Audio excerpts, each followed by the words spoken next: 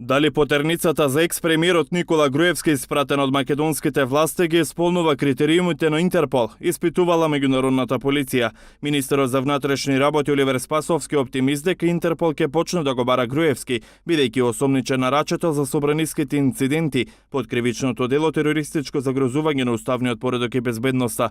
Спасовски изјави дека неколку пати контактирале со Интерпол, а сите документи, тврди, без пропусти им се испратени. Што би значило дека ви имате некоја грешка при распишувањето на потерницата? Не. Јас сум убеден дека нема никаква правна пречка, посебно за вакви кривични дела. Јас очекувам дека врвот на Интерпол, односно менеджментот ќе донесе таква одлука. Името на Груевски повеќе од 2 месеци не се наоѓа на Интерпол. Шефицата на обвинителството за организиран криминал и корупција Вилма Русковска, која води постапката против него, негодуваше дека не добила одговор зошто Интерпол не го бара Груевски.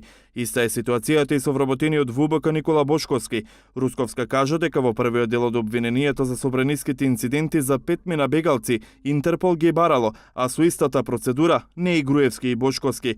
Обвинителството за организиран криминал и корупција ја очекува екстрадицијата на Груевски, за тој пред македонските органи да одговара за крвавиот упад во законодавниот дом. Покрај Груевски и Бошковски осомничени организатори за крвавиот четврток се и Трајко Велјановски, Спиро Ристовски и Милјана Киевски. Обвинителството најавува дека истрагата ќе добие обвинение.